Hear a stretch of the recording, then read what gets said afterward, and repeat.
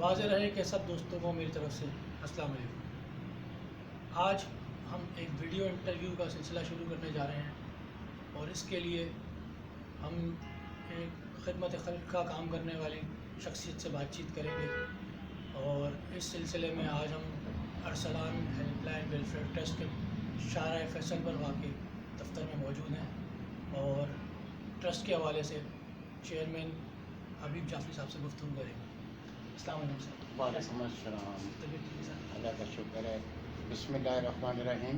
بہت شکریہ آپ کا کہ آپ تشریف لائے اور آپ نے آ کر ہمارا کام دیکھا اور سراہا۔ آپ کا بیحد مشکور ہوں، آپ تشریف لائے، وہ بھی اتنی سخت گرمی میں۔ آپ کا بہت بہت شکریہ۔ سر میں پہلا سوال تو سر ایک اوور آل پرسپیکٹو کے حوالے سے کرنا چاہ رہا تھا کہ آج کل چونکہ ہر انفرادی طور پہ ہر بندہ جو ہے اس نے این جی او قائم کر لی ہے، اپنے ٹرسٹ چلا رہا ہے، تو آپ کیا سمجھتے ہیں اس کے اثرات جو ہیں اصل جو حقیقی طور پہ کام کرنے والے ہیں ان پر پڑے یا نہیں پڑے؟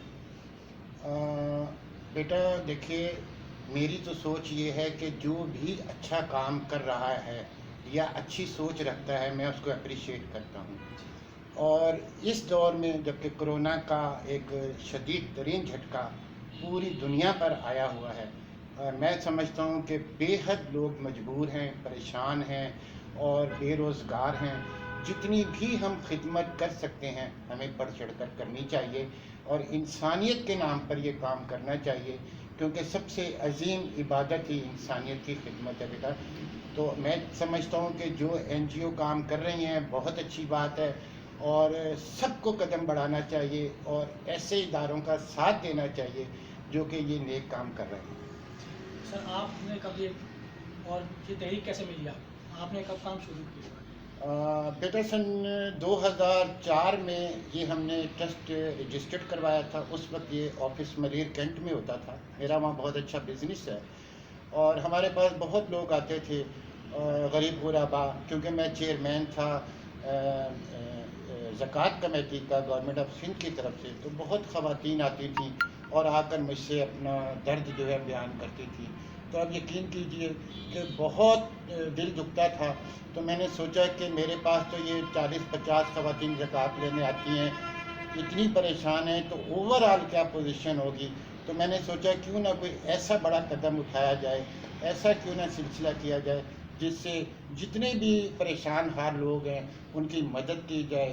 اور سب سے زیادہ جو خواتین ہم سے ریکویسٹ کرتی تھی کہ میری بیٹی کی شادی ہے، اس کو جہیز چاہیے، شادی اس لیے نہیں ہو رہی کہ جہیز نہیں ہے، تو بیٹا سب سے پہلے ہم نے یہ جہیز دینے کا سلسلہ شروع کیا 2004 میں، اور الحمدللہ ابھی تک ہم مسلسل دے رہے ہیں اور سینکڑوں ہم بچیوں کو جہیز دے چکے ہیں، جو کہ ایک ہمارے پاس بہت بڑا ریکارڈ ہے، اور ان کی دعائیں لے رہے ہیں۔ اس کے علاوہ آپ کے کون کون سے پروجیکٹ ہیں؟ بیٹا اس کے علاوہ ہم راشن کا کام کر رہے ہیں، ان بیواؤں کو ہم راشن منتھلی بھی پہنچا رہے ہیں جن کا کوئی سہارا نہیں ہے۔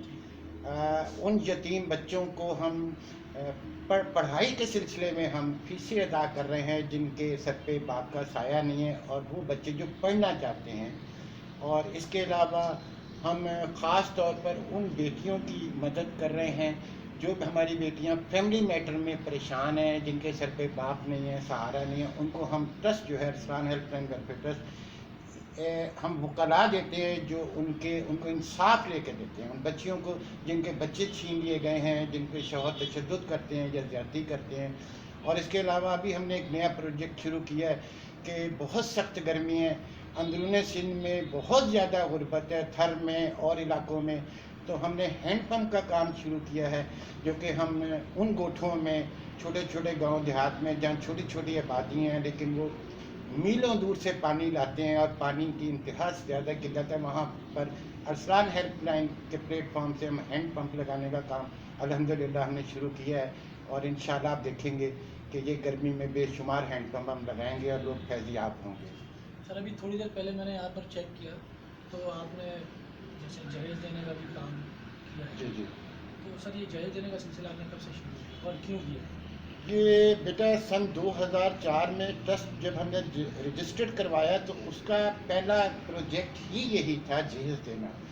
اصل میں اس وقت بھی غربت کی اتنی زیادہ انتہا ہے کہ بے شمار بچیوں کے بال سفید ہو چکے ہیں، لیکن وہ رخصت نہیں ہو سکتی. یہ ہمارے معاشرے کی بدقسمتی ہے. ان لوگوں کو بھی میں کہوں گا جو صرف لالچ کے تحت رشتے کرتے ہیں، خدا را آپ لالچ سے نکلیے، کیونکہ اللہ رازق ہے.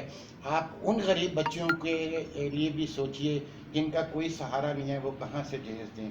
اور ہمارے بار بار اپیل کے باوجود لوگوں کی سمجھ میں نہیں آتا. تو میں چاہتا ہوں کہ وہ لوگ، وہ بچے جو اب شادی کرنا چاہتے ہیں، یا وہ والدین جن کے ذہن میں لالچ ہے، وہ اس لالچ کے پردے کو ہٹا دیں، اور وہ میرے نبی پاک صلی اللہ علیہ وآلہ وسلم کے فرمان کے مطابق اگر یہ نکاح کو کریں تو یہ سب سے عظیم عبادت ہے.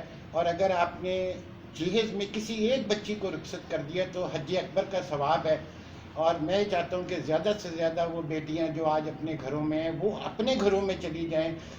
وہ مائیں جو آج سسکیاں دے رہی ہیں اور مائیں دعائیں مانگ رہی ہیں، لیکن ان کو کوئی پوچھتا نہیں ہے ان کی بیٹیوں کو، صرف غربت کی وجہ سے. ہم لوگ ارسلان ہیلپ لائن ان ماؤں کا سہارا بننا چاہتے ہیں، ان بیٹیوں کے سر پہ ہاتھ رکھنا چاہتے ہیں جن کا کوئی سہارا نہیں ہے. ہماری کوشش ہے کہ ارسلان ہیلپ لائن اپنے وسائل کے مطابق ان لوگوں کی مدد کرے اور زیادہ سے زیادہ بچیاں اپنے گھروں کو چلی جائیں.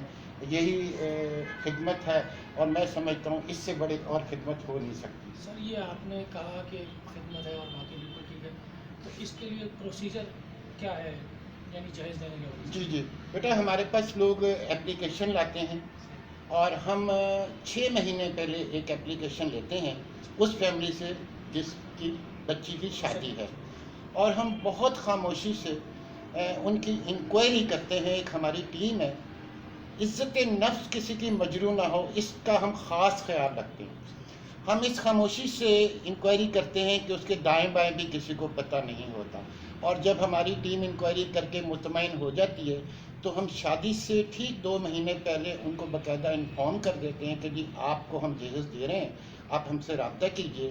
اور پھر ہم ان کے گھر جا کر جہیز نہیں دیتے تاکہ گلی میں یا محلے میں تماشا نہ بنے. ہم ان کو خاموشی سے یہاں بلاتے ہیں، اور جو کچھ بھی ہم سے ہو جاتا ہے مخیر حضرات ہماری مدد کرتے ہیں، ہمارے ٹرسٹی مدد کرتے ہیں، اور ہم ان کو یہاں باعزت طریقے سے وہ چیزیں ہینڈ اوور کر دیتے ہیں، اور وہ اپنی ہی گاڑی میں رکھ کر لے جاتے ہیں، کسی کو کانوں کان خبر بھی نہیں ہوتی. اور اس میں ہم قرآن پاک، بغیر سلے کپڑے، سلائی مشین، برتن، پلسٹر فین اور کمبل، چادریں، جو بھی جس کے نصیب کا آ جاتا ہے وہ ہم اس کو دے دیتے ہیں.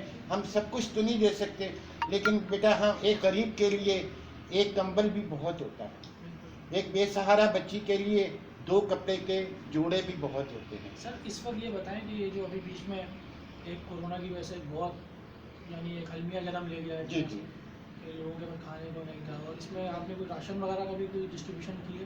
جی بیٹا، یہ تو ہم شعبان کے مہینے سے راشن ڈسٹریبیوٹ کر رہے ہیں، اور ہم لوگ چاہتے ہیں کہ کسی کی بھی نمائش نہ ہو، کسی کی دل آزاری نہ ہو.